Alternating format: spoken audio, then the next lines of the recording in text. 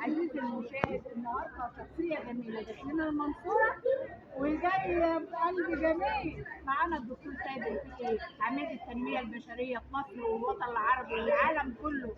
النهارده جاي مع أهله والعيلة كلها، عملت حاجة جميلة للتنمية البشرية وخصصتها للعالم كله. معانا هيكلمنا عن التنمية البشرية وعن جمالها وعن إن هو الأخ الكبير للدكتور.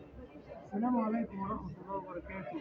المذيعة الجميلة بنتي والعبقرية سهير المنصورة. أنا هنا في المنصورة بنعمل المركز الثاني للتنمية البشرية اللي هو المركز بتاع الدكتور إبراهيم الفقي رحمة الله عليه، وأنا أخوه كبير طبعا ورسمي عميد التنمية البشرية من لندن وأبو التنمية البشرية من باريس. حاجات رسمية ما حدش في مصر واخدها لنا بإذن الله. بنقول النهارده المنصورة اللي أنا عشت فيها أجمل سنوات حياتي في الستينات. كلكم جيتوا ولا حد هنا جه ولا فكر إنه يجي، كان لسه جديد. وبعدين الدكتور إبراهيم الفقي مسك راية التنمية البشرية ولف بيها العالم والعالم العربي ومصر والمنصورة بيعشقها. وأنا عشت فيها أربع سنوات وجيت كذا مرة. وبنتي سهير عملت لنا حديث، النهارده بتعمل حديث. النهارده أنا جايب معايا عائلة الدكتور إبراهيم الفقي، محمد الجلاد الفقي واحمد الجلاد الفقي. دول مدربين لسه جداد يعني في السن، جداد في الخبره.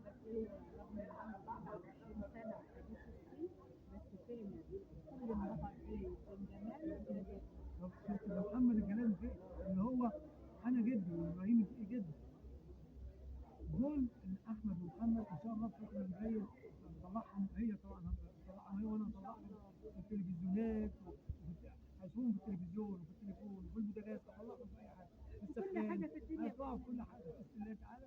وهيروحوا الامارات قريب في 10/2 اللي هو ذكرى وفاه الدكتور ابراهيم الفقي رقم 13 بنعملها في الامارات في دبي، وان شاء الله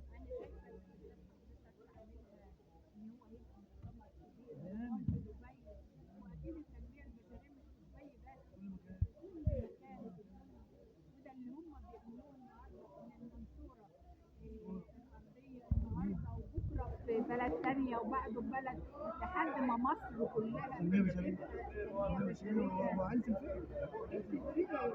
احنا حضرنا مع بعض لما كنا بينشئوا قناة الفقي، كان يوم كله فنانين وكان يوم في التجمع الخامس. طبعا عند تلميذة من تلاميذ الدكتور سيد الفقي، والدكتور سيد الفقي مش معرفة النهارده او اليوم، الدكتور سيد الفقي بدر مشهور وقامة عربية وقامة عالمية. لما بيروح لبنته في أمريكا بيبعت لي فيديوهات وببقى فرحانة وسعيدة إن في تواصل أنت وهو في أمريكا. تقول إيه عن المؤتمر اللي جاي في دبي؟ حاجة خطيرة وحاجة كبيرة وبنسميها الفعالية الكبرى. أولا الذكرى السنوية للدكتور إبراهيم الفقي، وبعدين في حاجة اسمها فارس العرب ودي قصة كبيرة. فارس العرب اللي هو إيه؟ اللي هو تنمية بشرية، اللي هو على خلق، اللي هو على أدب، اللي هو على نجاح، إن النجاح ثم النجاح ثم النجاح. هو ده الهدف بتاعنا، الهدف بتاع كل إنسان على وجه الأرض.